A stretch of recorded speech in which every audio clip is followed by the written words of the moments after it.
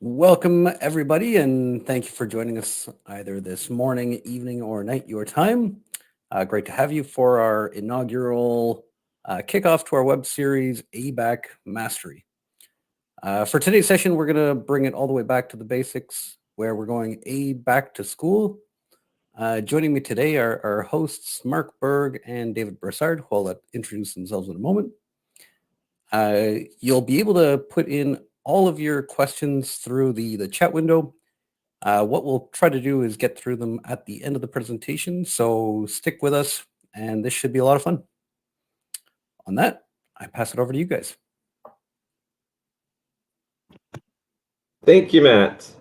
Thanks for having us. My name is David. As you can tell, it's morning here on the West Coast. I'm joined by Mark Berg, who has the luck of being 2 hours east of me in beautiful Chicago. Morning, Mark. How you doing? Hello, good morning. This is the first time you said I'm in Chicago. Well, sort of Chicago. I torn between saying Iowa or Chicago, but I'll let you be in Chicago for today. All right, thank you. All right, so like Matt said, we wanted to go back to the basics and talk about the basics of policy modeling, of what it means to write a policy, and the tools, the tips, and the tricks that Mark and I have learned over the past few years. So let's dive right in.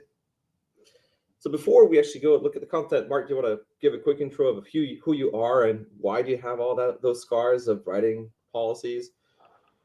Well, I wouldn't call them scars per se, but yeah. So I've been at Axiomatics for a little over 10 years now. So yeah, when I started here, kind of just like our customers, I might not have known anything about authorization or ABAC or policies, but over time you build up some experience, learning from our customers what they're doing, trying to get them get their authorization use cases in place. So over those years, I've learned a lot. Cool. And I joined the company a bit before Mark, but I did leave in the meantime. I'm one of the editors of the Alpha Policy Language. My cocktail conversations are a bit boring. They tend to gravitate around why Alpha is a really cool authorization language, and people politely walk away. So with that, let's dive right in. What's ABAC? What's ABAC? As some of you may know, it stands for Attribute-Based Access Control, and there are a lot of acronyms in authorization. It's a little unfortunate, maybe. You might have heard the term PBAC or RBAC or RBAC. What you really want to focus on are two terms, right? RBAC, Role-Based Access Control, and ABAC, Attribute-Based Access Control.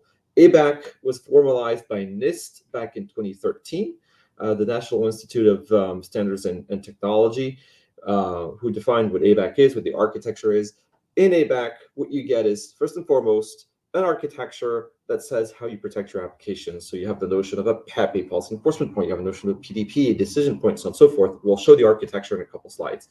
But more importantly, in ABAC, you get two things. One is a set of attributes, key value pairs, and two, a policy language that ties all those attributes together so that you can actually define authorization use cases. So an authorization use case can be as simple as a teacher can view the grades of a student. Right? Teacher would be an attribute, view would be another attribute, grades would be another attribute.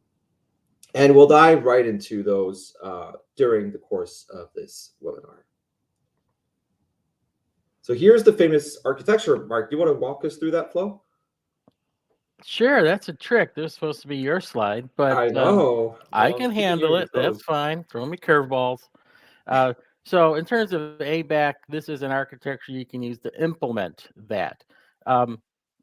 We also here at Axiomatics talk about externalizing your authorization, meaning your applications no longer have the code or logic to understand what should be allowed and what shouldn't be allowed. And that's represented by this PEP circle here, kind of in the upper middle, where there's an application to the right of it. What we're representing here is that this application cube no longer contains the logic to be able to authorize things, and it offloads that to what's called the PDP in the middle, the policy decision point. This is something where you load those ABAC policies onto it, and then above it is a PEP, enforcement point. That does the interception. So instead of the application trying to figure things out, the application just asks a question to the PDP. The PDP evaluates that authorization request against a set of policies. During that evaluation, it could actually reach out to your own internal attribute sources to find out, hey, who is this user, right? Is it a student? Is it a teacher? If someone's trying to upload an assignment, they may need to know, hey, when was this assignment due? Should they allow that upload to occur? You can reach out to your external sources to get that. Then the PDP simply returns a decision back, permit or deny, that the application needs to enforce, hence the word enforcement point. So if something's denied, that operation is blocked. If something's permitted, then we allow that operation to occur. So that's a kind of very 1,000-foot description there. Anything you want to add? Oh, thanks. I guess maybe I do have to add one more thing, because that's what I do, right? This scales to any number of apps. So here in the picture, we have the one green cube in the top right corner, but we could have had 100 cubes and the architecture would still stand the same way. And the number of policies could be the same number of policies, assuming all those 100 apps obey the same authorization policies, right? Correct. Cool. We actually just got a quick question from the panel, by the way. Yep. And I was going to save it to the end, but I think it's fairly timely. But one of the questions is coming in asking, how long does it typically take for that type of response to come in? Reading between the lines, it looks like this is more complicated than just going straight to the application. So the short answer is it's sub-millisecond. Sometimes I'll say wire speed, right? The act of asking for an authorization decision from the PDP and getting that decision back is or should be, you should design your system so that it's sub-millisecond, right? You don't want to introduce latency. I'll add that there is always a cost to everything you do, and in particular, there's a cost to security. Before externalizing authorization, if you let the app do the authorization checks, then you have a cost there. You just don't know what it is because you've not decoupled the app from the security check. So it's one big cost. When you decouple, when you externalize, you start seeing the cost of the authentication phase, the application phase, the authorization phase. So when you start seeing those costs, you have an opportunity to fine tune them and actually make the whole performance better. So my argument has always been, yeah, there's an overhead, but it actually gives you an opportunity to make the whole system perform better. And I'll even add on to that. It also makes and I think you kind of started this, David, it makes your authorization transparent. It can be measured, but it also, we talked about how this architecture can scale. So if you've got hundreds of apps, right, are you going to bake in your authorization into those 100 apps, or are you going to put it in a centralized spot? So by putting it in a centralized spot, you can ensure that all your apps are enforcing your authorization the same way. So if you have some compliance that you have to adhere to, and if you don't adhere to, you can get fines. Well, you need to be sure that all your hundreds or thousands of apps are responding the same way. So instead of having to replicate your authorization logic in all your apps, you can just externalize it, and then you're assured that, hey, they're all doing the same thing. And then you can get logging and audit trails of all this as well. Perfect. Absolutely. All right. All right, let's dive into the policies. So before, Mark, I'll be kind, I'll take that one. Before we talk about the way we do policy modeling, it's worth pointing out that there's more than one policy language out there. This is actually not even a complete list. The policy language that has been around the longest and has been the most mature, maybe most well-known standard back in the day is XACML, XACML, the Extensible Access Control Markup Language. Came out in 2001 as a sibling to SAML. It's part of the OASIS family of standards. It did really well. And then because it's XML based, people started saying, well, I don't really want to deal with XML, which, by the way, I don't understand. I love XML. And so we at Axiomatics, but also our customers, but also other parties wanted to modernize XACML, and that gave birth to the abbreviated language for authorization, Alpha, that came out in 2012, 2013. This is a language that Mark and I use day in, day out, and that's the language we're going to be using for the rest of this presentation. But beyond that, you have other languages. You have Rego, of course, it's the language behind Open Policy Agent. That's been around since 2015. It's a very broad, very capable language. It's a full-blown programming language. It can do many, many, many different things. It's both good and bad. It's good because it can do many different things. It's bad because the focus is much, much broader, right? You can go check out Open Policy Agent, especially when you have infrastructure use cases. It's a really good language. And then you have newer languages that have come out in the past year or 2 years. Cedar is the language that Amazon uses for AWS verified permissions. IDQL is a language developed by Strata Identity and developed under the guise of CNCF. One of our former colleagues and friends, Jerry Gable, is one of the driving forces for IDQL. So hi, Jerry, if you're listening to this. And there's other languages I haven't mentioned that are vendor-specific potentially that are there. But they all kind of have the same idea of using attributes as building blocks, putting them in policies to express what can or can't happen. All right, so I kind of already spoke through that slide, but very briefly, it's a general purpose authorization language. It fully implements ABAC. What is important to note is that it's a constrained language. It is not a full-blown programming language, right? It only helps you write authorization use cases. It won't let you change the state of things. It doesn't have any side effects. It does have a hierarchy. So you'll see in the examples that Mark and I walk you through, you have a notion of a policy set that can contain policy sets and policies. You have a notion of a policy that can contain rules, and then rules can contain the decision, either permit or deny, right? That's actually a huge key benefit over other languages that are typically flat lists. The policies can allow access and deny access. You can also return additional statements if you wanted to do that. So if you want to say, hey, permit plus you must do MFA, or deny because you did not do MFA, you can do that. And then you can use those famous attributes that describe the user, the resource, the action, and the context. You can use those attributes inside the targets of your policies or inside the conditions of your policies, which are different places in the policy language where you can actually do some authorization checks. All righty. Let's dive in. So one of the things we talk about a lot is when you're doing this for real within your organization, you're not just playing around. One of the things you're going to find is that you're going to kind of you're going to iterate through cycles.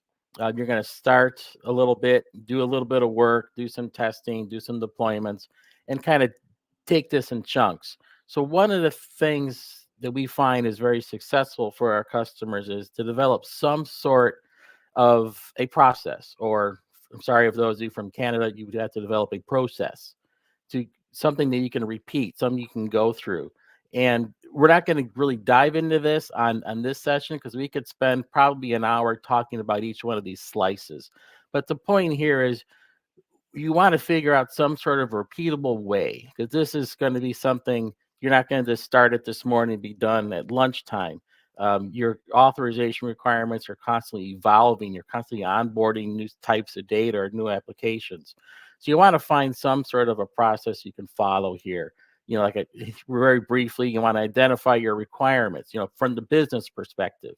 What is your business trying to achieve? What are the benefits of this? You want to make sure that you have those requirements. Then you also want to make sure you have the authorization requirements, or in this case, the more technical requirements, and go through a process of how to transform those into policies, get them deployed in your environment, and test them, and then come back around and make sure, hey, business, are you getting the benefit you expected from it? Hey, security, are we doing this in a safe, reliable way?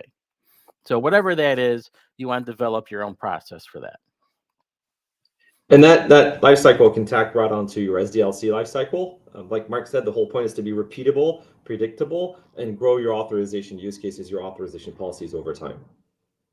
Exactly. And maybe that's going to be a topic of another session someday.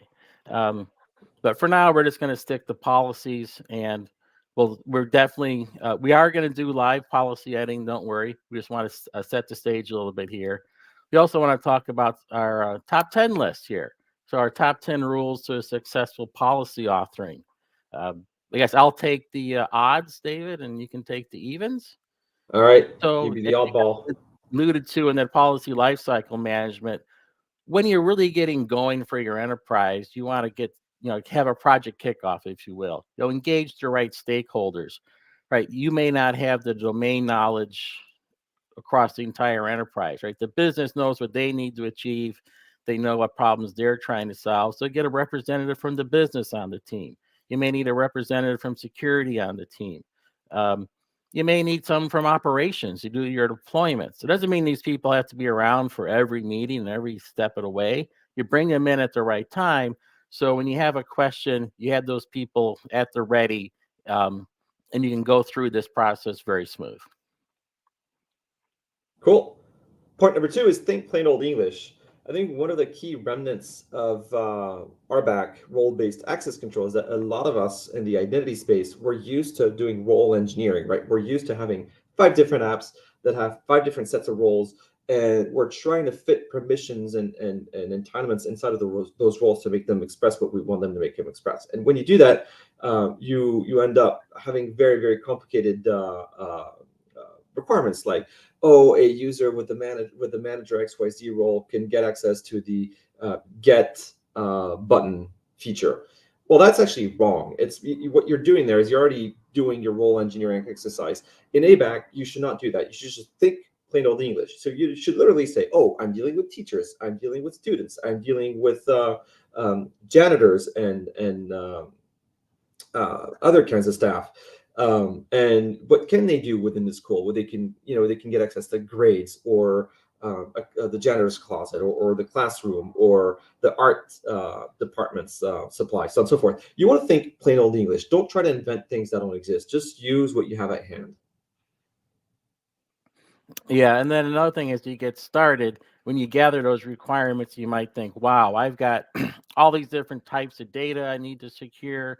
I've got all these different types of users, all these different application channels that can access those. You may think, wow, it's a little overwhelming. How do I start? It's like, well, just get started. Pick a small area to get started with, maybe a certain type of data, or a certain regulation that you need to adhere to. Start with that. But as you're working on that, keep in mind that there is a bigger picture, because you may find, as you're writing your policies, it's like, hey, I'm going to be using this rule or this policy over and over again, because I know there's a bigger picture. So you may start building what you call a policy library, which will show a little bit in the demo. So just get started somewhere, pick an area maybe that is of the greatest need, but keep in mind that there is a bigger picture as you go along. All right, point number 4, think about the default use case. You're defining authorization policies. What is the main thing you want to control access to? In our example today, it's school grades. But in the enterprise, it could be the bank account, the customer's bank account, or the medical journal system. Think about that default use case. Here, we're going to say teachers can view students' grades. So you can imagine teachers, one of the main principles we're using. Grades is the main asset we're protecting. And actually, in my example here, we have 2 main use cases. Teachers can view grades. Students can view grades. Mind you, their own grades. But think about that baseline. We've had customers in the past write very long requirements, really, really good requirements, but they were all negative requirements. This was a defense customer. They hadn't thought of the basic item that they wanted to give access to. And so, of course, if you don't have that basic item, there's little point doing authorization, because the end goal is to let people do stuff. And of course, before you can actually start author policies, you need attributes. Attributes are vocabulary, if you will. Like, so when David wants to write my biography, right, he's going to use the words to do that. Without words, you can't write the book. Same here in this world. You can't write a policy without attributes.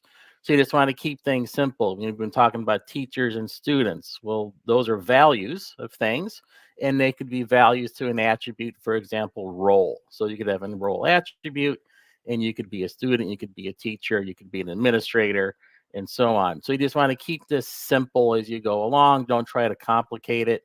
I know David wrote this student underscore SD1 class 1 value. I'm not sure what he meant there, so I'll let him answer that and before he moves on.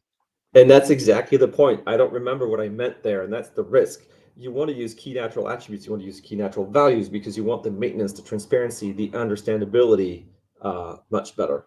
And that goes to the following point, actually, Mark, spelling things out. In computer science, we're always tempted to shorten things and say, MGR instead of manager, or TGR instead of teacher, just to save a couple characters. Which, saving characters is good. Like flavor and favor should all be written without the U, Matt. There's no point in putting a U in those words. Save the planet, please, one letter at a time. So don't use shortcuts. Don't use abbreviations unless they're very, very well-known abbreviations, so much so that we don't even know what they actually stand for. And don't use codes. Again, we have a customer in retail. They own multiple brands. Instead of using the brand names, they use the brand codes. So they have brand number 1, brand number 47, and which means that when Mark and I go work with them, we never know what brand they're talking about. For them, it's a little clear because they do that day in, day out. But think about the values. Think about essentially not having to save characters, because there's no limit on how big a policy can be. So just spell things out. It makes it much easier to maintain, much more meaningful when you run those authorization policies. Yeah, that's true. Sometimes when I work with a customer, I feel like I'm learning their own secret language as we go along. So another key thing here is, you want to split up the pie, to do a divide and conquer approach. Just like in step 1, said, hey, get a diverse team together with stakeholders. Start small, think big. It's like, hey, don't try to do it all yourself.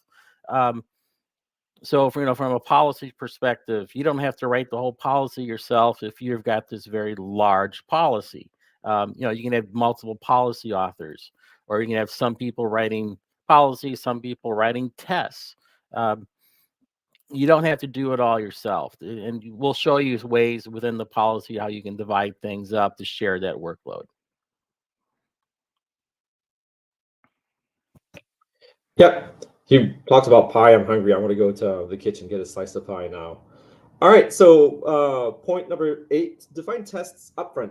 This is actually true of anything you do, whether you're developing code or developing policies. In a way, you should think of the policy development activity as very similar to writing code.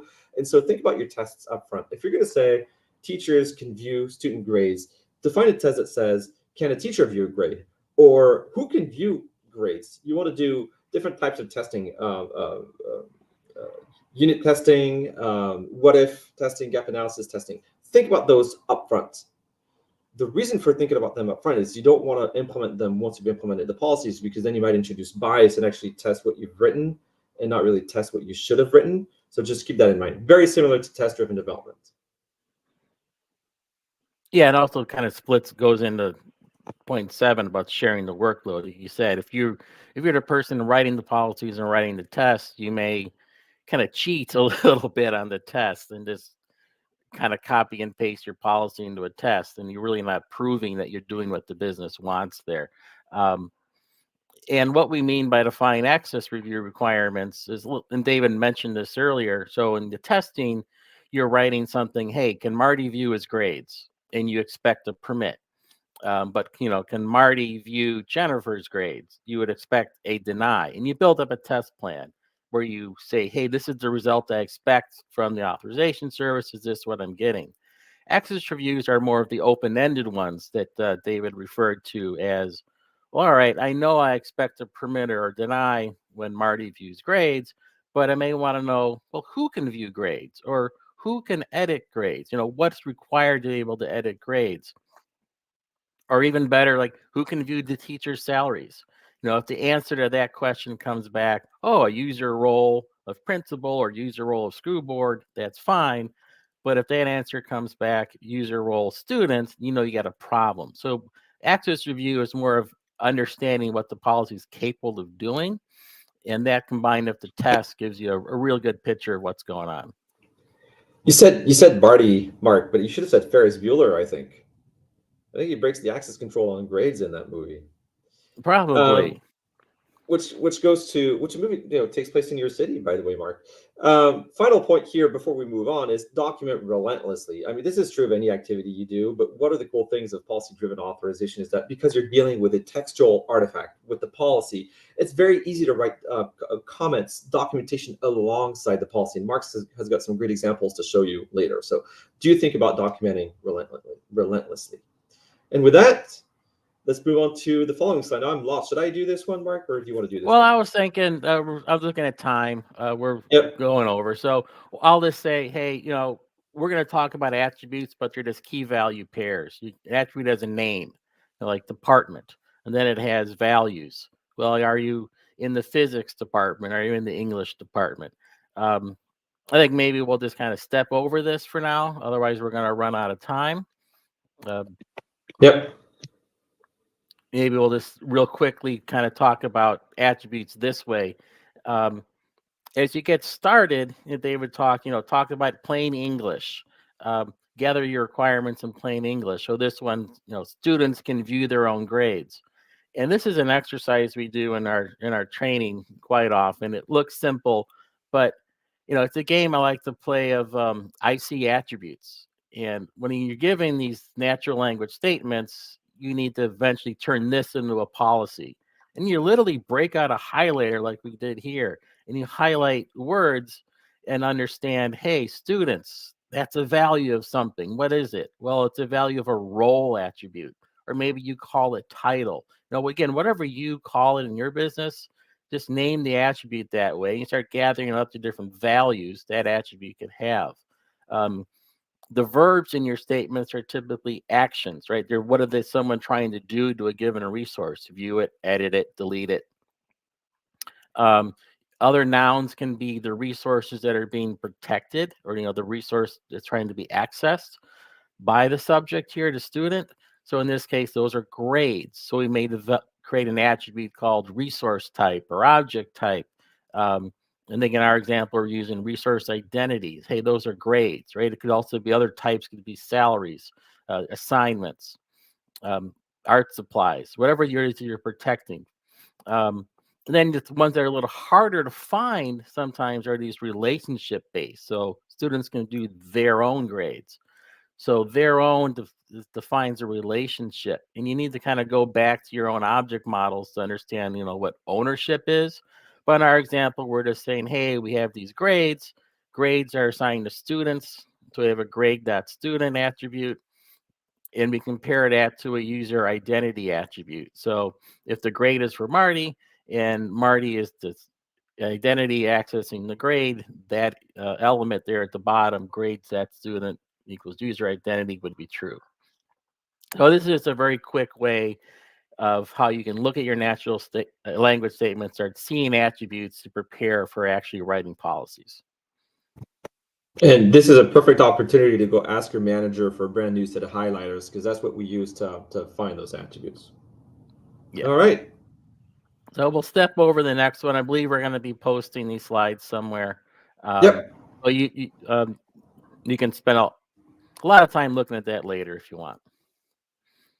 Yeah, it's great reference material, and we will be sharing the slides. So here, I mentioned earlier that Alpha is a hierarchical language. It has a structure which is pretty unique amongst authorization policy languages. See your policy as a tree with different ramifications, different branches, which is really cool, because now you can break up your authorization challenge into smaller pieces, right? When Mark was saying split the pie, or when sometimes we say divide and conquer, this is what we mean. You'll have one main policy, and then one branch will deal with students, another branch will deal with teachers, and then under teachers, you might have a branch that deals with academic related stuff like grading students, and maybe non-academia related activities like cleaning the classroom. So that's what you can do with Alpha. What it means is that you could very, very quickly have branches that focus on different use cases. You can refactor them very quickly too, if you want to, if you need to refactor the policies for efficiency purposes or readability purposes. And then if you're realizing that you're doing multiple checks multiple times in multiple different places, it's a sign that you probably want to refactor that check and maybe externalize that check from that particular branch, put it in a separate branch, and then link to the branch to reuse. So Alpha promotes reuse, and I think you do a lot of that in your examples, Mark, just to show how efficient the language can get. Do you want to grab that one? This is just what? I was asking if you were going to grab that one, or I should grab that one. You can grab it. All right, you grab it. Okay, so this is just a graphical representation of a policy when we talked about trees.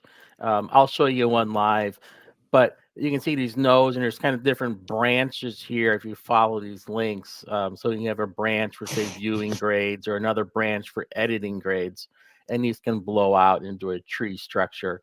And what this does, it allows things to be a lot easier to read it, a lot easier to maintain it.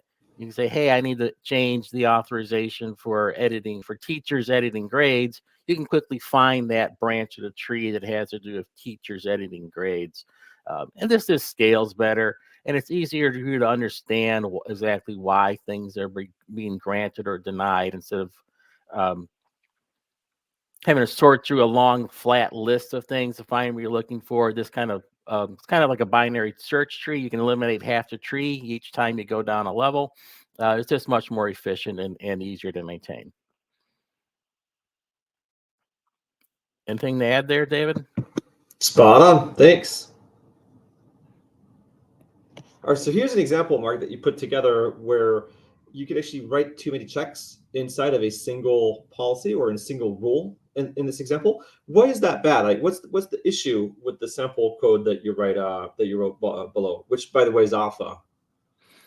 Well, in this example, you may say, oh, well, it's easier for me to understand. There's maybe only like 3 different unique use cases being put in here. But in the real world, we find our customers have much more complex use cases.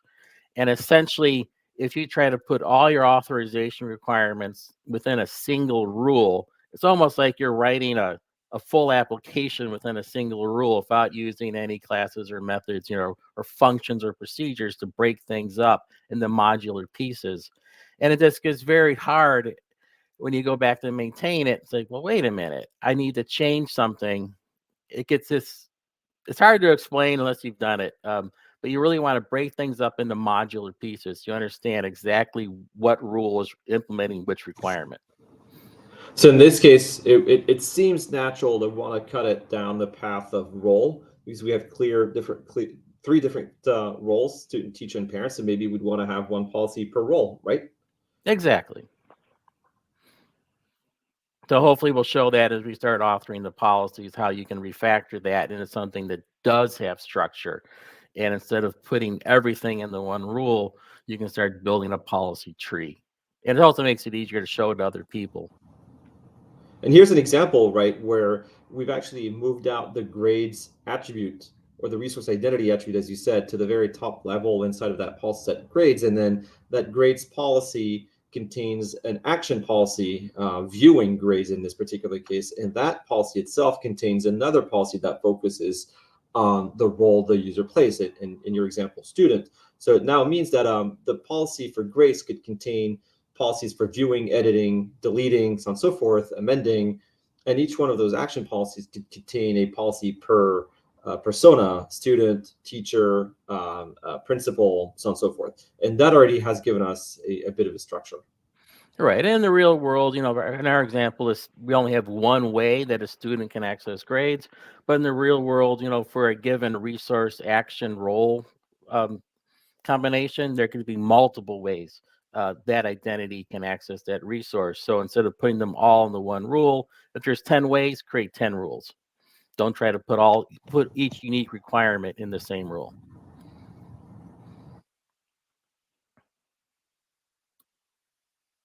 All right, so one more thing that could happen is policy exceptions. Not everything is always crystal clear. So one example could be the baseline access is student can view their own grade. That makes sense. What if the student was suspended? Right? So that's an exception. Maybe you don't want the student to access their grades anymore, not during the time of the suspension. Or what if a student wanted to share their grade with someone else? So they're at their own discretion in this case. So now we're stepping onto discretionary access control. The student may want to define an exception. Oh yeah, my friend Marty can view my grades or can view that grade for that particular assignment. So they may want to define exceptions. And so you have to think about how you're going to be writing your policies to cater to those exceptions. Exactly. I think we're getting really short on time here. Nothing like a bit of pressure, Mark. We'll try to talk about these tips and tricks later. Again, they'll be in the slides for reference material. For those who have used Alpha before, it should be pretty straightforward. But I think maybe we should kind of switch in the demo mode here. And by the way, David, I see what you did with that little cartoon character. I have more hair than that, and I can grow a better beard. Oh, that's not you. That's AJ. Oh, okay. All right, so a teacher can edit grades. Baseline policy, you have a user attribute, the teacher, the role, you have the action attribute edit, and you have the resource attribute grades. And that's what I would call the typical RBAC policy because it implements access control based on the role teacher. And of course, we can actually expand that to make policies that are relationship-based access control. But before we do that, Mark, do you want to dive into the code and show us what that looks like? You are going curveball today, David. I am going curveball. It's back to school. I'm the bully at the back of the bus. Definitely. So we could do that. Okay, great. We got our screen switched here already. So when I say curveball, David said, oh, let's start with a blank policy and build it up from there. Well, we can. Let's just go ahead and do a blank policy and add the role attribute and so on and so forth.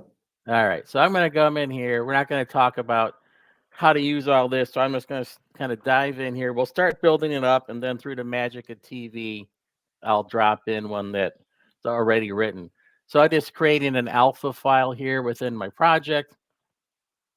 And one of the tips and tricks of alpha is you can use the control space character, and it shows you, hey, what can go in this position. So it has some context awareness of the policy language. So I just did control space, and it says, hey, in this blank file, you have to have something called a namespace. Namespaces are a friend. They can help us provide more context, create buckets of attributes, make a logical separation of policy. So I'm just going to create a namespace here called school. You would pick something more relevant to what you're doing.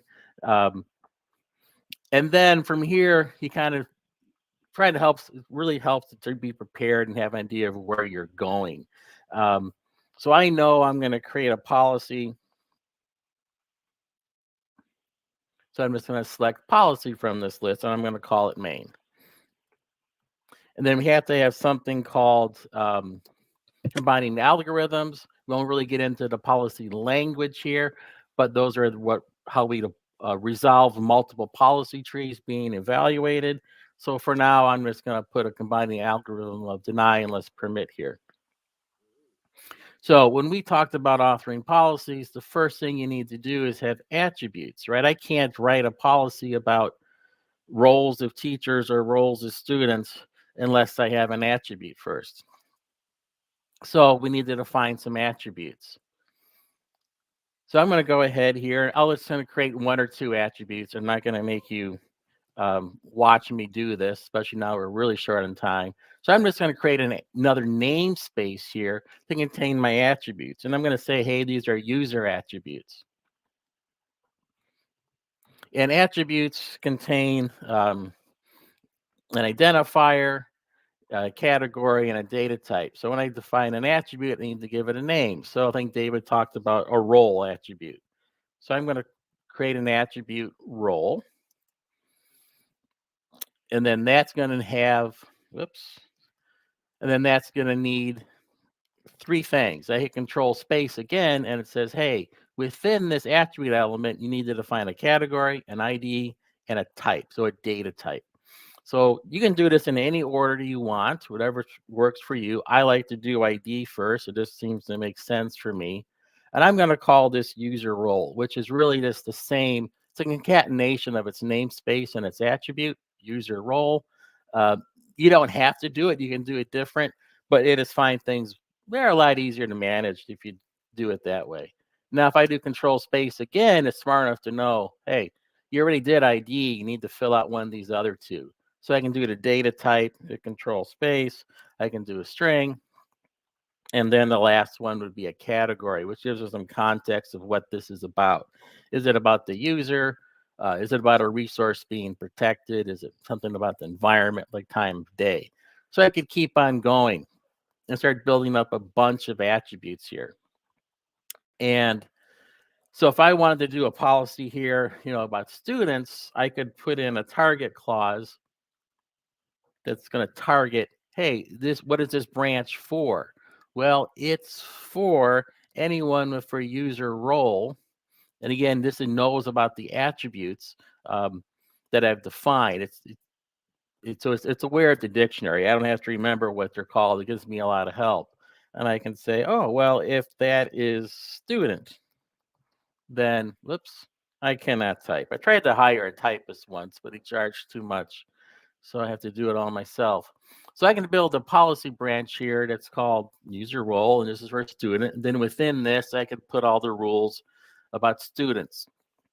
And I could repeat this and repeat this. So instead of watching me type, I think what I'll do here is we'll act like we're a cooking show. And I'm going to steal one. You're making me hungry. I know, pies, and now you're hungry. It's breakfast time. Kind of high maintenance. So let's see. If I do this, let's see if I messed up my copy and paste skills this morning. Hopefully I don't break everything. Replace everything. All right, let me close this so they just overwrote it. So now, just for the sake of, and it's like I broke something somewhere. So earlier we talked about writing this policy where you can shove all of your requirements into one rule, and how that's kind of bad because it's hard to maintain. So this is a way you kind of don't want to do things. You want to rather have structure so structure, what we did is we noticed, hey, we have this attribute called resource identity for grades. It could be assignments, it could be salaries, whatever that object type is, and it's an action that goes with it. So we could have a branch for the top level object being protected. We could have a branch for all the different actions being applied to it. And then within that, we could have a branch for each role. And that's what I've done down here. Is I've built a policy set called grades. Okay, so this branch of the policy is just going to do grades. So if we ask, say, about assignments or salaries, this target would prevent us from going down this branch. So you don't have to worry about having too many branches. It's going to take too long to evaluate, because these targets is what essentially targets what branches of the policies you're going to go down. So don't worry about building too much structure. Structure is good. It helps you maintain it and find where you've actually authored each resource action pair. So within this grades, I created a branch for view. And then within view, I could create branches for each role that's accessing those. So for us, attribute is just a role is just another attribute. We're not looking to get rid of your roles. We are looking to help reduce the number of roles you have. So we want to keep that in mind. So under view, and make them also more human friendly, right? So they're no longer like STU underscore something. They're actually student. They're teacher, faculty, so on and so forth. Roles that have meaning. Exactly, yeah. And then I just collapsed student for a moment so you can see that underneath student, I have teacher. So I'm building more branches under here for each user type. And I try to find a pattern that works, and I just kind of repeat it. So like if I want to do policies for editing, I'll probably just copy and paste my whole view branch and just change the action from view to edit and make any changes I need underneath it, because I'm probably still going to have the same structure, the same template, if you will, of roles under roles per actions. I can just change the rules. So whereas here for students, we said, hey, if you're a student, you can view your own grades. So we're saying if students' grades have student identifiers assigned to them, so we'll say Jennifer. And if the user identity making that request is also Jennifer, these are equal. And you get this decision back. You have some things for teachers, or if you're a parent. There's one of the demos I have staged, so we'll look at parents. So if your role as a parent, you're able to view the grades of your own children. So again, grades are assigned to students, but now if you're a user, we have using namespaces here. There's a parent namespace under users. So parents have children. So they can get a list of who their children are and see, hey, is this one of your children? You can see their grades. So when we talk about structure, this is what we mean, is building branches for each object type within there for each action. And within each action, maybe use role. Again, role is still something we use here in ABAC. And then you can just define each individual condition. So when we talk structure, this is what we mean. Some of you may be saying, whoa, this could get pretty long. You said structures, this is still going to be hard for me to maintain because I'm going to have thousands of lines here. So this is, it's a better way. I call this a better way, but it may not be the best way. So what we can actually do is take this a step further. And down here, I wrote another representation of it where we're using something called references. So this would now be my root entry point of the policy where there's not much going on. I'm just saying, hey, I've written other policies that have to do with grades. I have policies to do with courses or assignments or salaries. And these are what we call references or pointers to other policy trees. Or in my case, they're actually other policy files. So if you notice on the left-hand side, I actually have a folder here called grades. And inside there, I actually have a grades alpha where I wrote my policy about grades. And then I have other folders, and you don't have to use folders. I just showed it that you can. Hey, I have policies about courses. This is where I wrote policies about courses. So I can build this up into manageable pieces and say, hey, David, you're going to write courses alpha. I'm going to write grades alpha.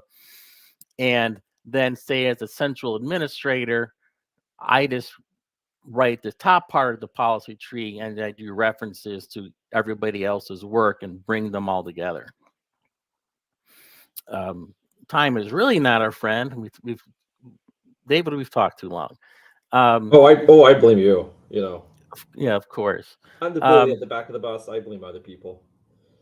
But I think that one of the key takeaways is that you can have your very own structure. You can be very lean, very efficient. You can put things in a single file or split across multiple files. You could organize in different folders. And that opens up the ability to collaborate with other team members, because you could be writing one file, Mark, you could be my manager, and then you're delegating one file to Matt, one file to me, and we can both work at our own speeds. And then you're going to be essentially assembling those files together.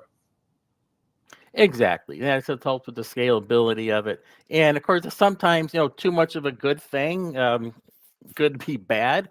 Like I said, you've got folders you can create. You can even put subfolders within those folders. Each object type could have its own attributes file, which, of course, at time I kind of skipped over. And earlier on, I was writing attributes in the policy. But as a good practice, you kind of want to create your own attributes file, keep it separate from the policies.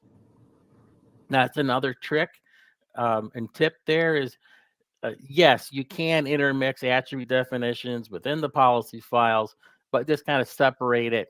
And here I get explicit, I call it attributes alpha, and I create the attributes. A lot of times people say, well, how do I know what attributes I have? I say, go to your object models. So grades, well, grades are assigned to students and they're assigned to courses. So you can go look at those objects, and they usually map 1-to-1 to these attributes. Cool. All right, should we switch back to the slides for a couple more? Yeah, I guess we could abandon, all the work I put into the live demo, sending requests. No. We will go back to the live demo, Mark. But yeah, we can definitely do that and see if there's any questions out there. No. We're going back to the live demo in a couple minutes. So teacher can edit grades. We saw how we can build that policy very quickly. That's a typical RBAC policy. If we move on to the next slide, you'll see how we can build a relationship-based access control policy, RBAC, where, like Mark said, when he says their own grades, own is the ownership relationship. You actually want to split that into two separate attributes. So in this case, grade.student is equal to user.id or user.name. And again, like Mark was saying, use those namespaces to organize attributes. So grade is a namespace, user is a namespace, and you can define those attributes in the same file as the policy, or a best practice is to put it in a separate file like Mark did in the demo, or even potentially even a separate folder if you wanted to do that, right? And so if we move to the next slide, I think we have a very similar example. Here's another RBAC example. I like to call this an indirect relationship. The ownership relationship is a direct relationship. You, the student, own the grade directly. This one, though, a teacher doesn't own a course. A teacher is assigned to a course, and then a student is assigned to a course, and then the student has a grade in the context of a course. So this is an indirect relationship. Moving on. You could also have negative policies, right? It doesn't all have to be private and peachy. It could also be negative. So a student cannot edit their own grades. Ferris Bueller, wherever you are, if you can hear us, you cannot edit your grade. And again, that's a direct relationship this time, same as the rule before. Now, that opens up another can of worms, and Mark touched on this. You need to have combining algorithms that will say how policies are combined together. If a student can view their own grades, but they can't edit their grades, how do you combine those two policies together? Do they need to be combined, right? In this case, they would be okay because we're using different actions, view on the one hand and edit on the other, but we want to make sure still that they're combined in the proper way. Yeah, and then that's another benefit of being able to author a deny rule is you can, fail fast. Like, for example, say in U.S. government, if you're not a U.S. citizen, you're often denied straight away. We don't care what research you're trying to do, what you're trying to do to it. If you're not a citizen, you're just stop. So we do fail fast, if you will, or in more, say, retail consumer situations, you just may not want to tell someone denied. You can't do that. You may want to say, well, you're denied and here's why, and here's something you can do. So you can do a deny rule and give them some help back. You can enrich that decision by saying, hey, call this number of this code and we'll help you out. Yep. All right, moving on. That might be, there it goes. Teacher cannot edit their own grades of courses they're a student of. So that's what we call a dynamic segregation of duty. It may very well be that a teacher is also a student in the same school. And so, of course, you want to make sure that although teachers can edit grades as a whole, they cannot edit their own grade, right? So this is another case of denying access. And this is a perfect example of how we want to combine policies together as well. Okay, here's some homework that you could do, of course. But before we let you go, Mark, you wrote all these beautiful policies. How do we know they work? Like, how do we test those policies? How do we even see them in action? What do we do there? All right, so I guess we'll have to switch back to the demo here, and the final curveball. Is that a home run? I know. I had, I can only work in a linear fashion. You skipped all these steps. I'm not sure how I'm going to recover. It's school. So through the magic of television, I'm going to go back to my pre-canned project because I assumed we were going to do a lot of editing and I'd, break stuff because I can't type. So I'm going to start up my system where we have this policy going on, and I don't know exactly how much time we got. So you got 5 minutes. Okay. We'll talk about parents viewing grades. So if I go to my grades policy here, where I have an attribute resource identity up top, this is my top node. So I'm saying if the value of resource identity is grades, we'll come down this branch and start evaluating. So next thing we're going to do is look for the action. Are you trying to view grades? Or are you trying to edit grades? So we're going to do viewing grades, and we're going to view grades of parents. So we're say if your role as a parent, then you can view your children's grades. So we're going to check to see if the grade you're looking for is actually the same value of one of your children. So it looks like the system started up. When we say system, what you're saying is you're starting up the policy decision point, and then you're configuring it to read the policies that you've written. Correctly, yeah. So that's kind of behind the scenes, magic, if you will, that I've done. So I don't have a school application to use, so I'm going to use Postman, which is a tool most of you are probably familiar with. You can use it to send, do posts and get methods to API endpoints. So what I have here is one that's pre-canned, where I have an example for viewing grades, and we have an example of an authorization request.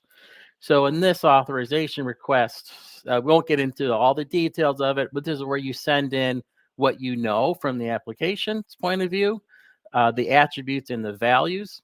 There's two ways to do this. Here, I'm going to send in all the attributes that are required. We're not going to use those policy information points or make a call to an external system to find out who Lorraine's children are. I'm in this request, I'm just going to say, all right, I've got an identity here of Lorraine. Her role is a parent, and one of her children is Marty. And she's actually going to be trying to be access a resource of grades. And what grade is she trying to view? It's going to be a grade for Marty. And we have an action here of view. So this says, can Lorraine, who happens to be a parent of Marty, trying to view his grades? So based on our policy here, we're saying, hey, if grade student is this in the list of the parent's children, we should get a permit back. So if I send this request in, boom, we get down here at the bottom, we see a response, a decision is permit. But what if Lorraine disowns Marty? You're not my child anymore. He thwarted her advances, so she's mad at him, or maybe now he was never born. So now Lorraine does not have Marty as a son. So maybe she's got Biff as a son now. So now Lorraine, who is a child of Biff, is trying to view Marty's grades. Let's see what happens. If I send that in, now I get a deny because we don't get a match there. Because the only way check we have currently for a parent is if it's one of your children. Now, yeah, go ahead. Yeah, I was gonna say, can we see the policies that were used in the decision making? Like, can we actually say, tell me where the deny came from in the authorization request? So in here, yeah, I can turn on this flag here. It says return policy ID list. I turned it off just to keep this cleaner, but I could say, hey, along with this decision, also return the policy identifier list, or essentially the path where this came from. And if I send that in, then we start getting a little bit more. What did I do here? Yeah, that's true. Well, I expect, yes, that is true. Because I don't have a deny reasons in here. You only have deny unless permit. So I had a deny unless permit combining the algorithm on the top, and that's where that decision came from. Had I done something more fun, I think submit assignments, I have a little more going on in there. And here we can see, whoops. You do need a typist. I know, but they charge too much per page. So here, this one is a permit. Won't get into it, but we can start seeing. You can start seeing that there's kind of a structure here where, hey, I actually came from a policy called assignments, main, submit, student. So students submitting assignments branch is where this answer ultimately came from. But you can see the path that it got there from. I started in main, then I went up to assignments, and then I went up to the action submit. So I can start seeing what path this actually came from. And in this example, so I'm actually saying, hey, here's an assignment due date. So assignments have to be turned in based on their due date. So I'm turning that in. So if I change the due date to previous in the week and send it, now it comes back as a deny because we're trying to submit something that's past due. And I'm also sending a message back down here that says assignments cannot be submitted past their due date. Now, there's one little thing I do want to sneak in is I said, hey, I'm sending in all the attributes that the policy is expecting, right? I'm saying, hey, I've got this identity of Lorraine. She happens to be a parent, and here's her children. In the real world, you're probably not going to do this. You're going to be getting your user identity from your identity source. That could be a JWT token. It could be Azure Active Directory. So I may give you their identity or their identifier, make an email address, and then I'll go look up their role. I'll go look up their children. And that's the policy information point piece. Yes, and that's how you typically would do it in the real world. And I have an example of that request here. So you notice here I just played around and I changed who Lorraine's children were. Well, normally that's going to come from a back end, so that request would just look a little different. Whereas here, instead of sending in Lorraine and her role, I'm just sending in a JWT token. And in there, I have some identity information. I have her name, Lorraine. I have her role. I have her children. So this is what that token looks like for those of you that are interested, right? I have a role in here as parent. I have her children in here as Marty. So I'm using sources of truth instead of me just, packing them in the authorization request. So when I send this one in, now the system's actually going to parse that token, find that information, and go, hey, it's a permit. Now, if I were to have some fun with this, can I find where my token went? Well, Mark, as much as I am a big fan of having fun and digging deeper and deeper, into tokens, we are up against the top of the hour, and I do want to be respectful of everybody's time. There are a number of questions that have come in. Oh yeah, let's do those. I do want to just quickly jump into one, and then we can save the rest for follow-up emails or for our next session next month. So a great question came in. Does the PDP run in a Docker container? Bit of a trick question. Yes. Yes. Yeah. I'm not running it as a container right now. I'm just running it from a command line. But definitely, it's a char file. You can throw it in a Docker container. I think some of them even have a Docker file sitting here. Oh, that's for my JSON server. But I even have a Docker file here where you can essentially copy our char into it and find an entry point of how to start it. It's very simple. Beautiful. Follow-up question, can it run outside of Docker? Yes, that's what I'm doing here. I actually just did it from a command line, which if you're really interested, I could show you, but it's just a Java command. You point to the char and, excuse me, kind of this is what I'm doing right here on the entry point. You can do it from the command line instead. Excellent. Mark, David, this has been incredibly insightful. Really appreciate you guys walking us through, especially starting with the basics, understanding writing policies in natural language, breaking that out. The top 10 rules were a huge hit, and seeing it all come together with quickly writing policies within Alpha has been very helpful. For everybody who's joined, I appreciate your time today, and stay tuned for what's coming next month in our continuation to ABAC Mastery. On that note, thank you, everyone, and enjoy the rest of your day. Thanks. All right, thank you.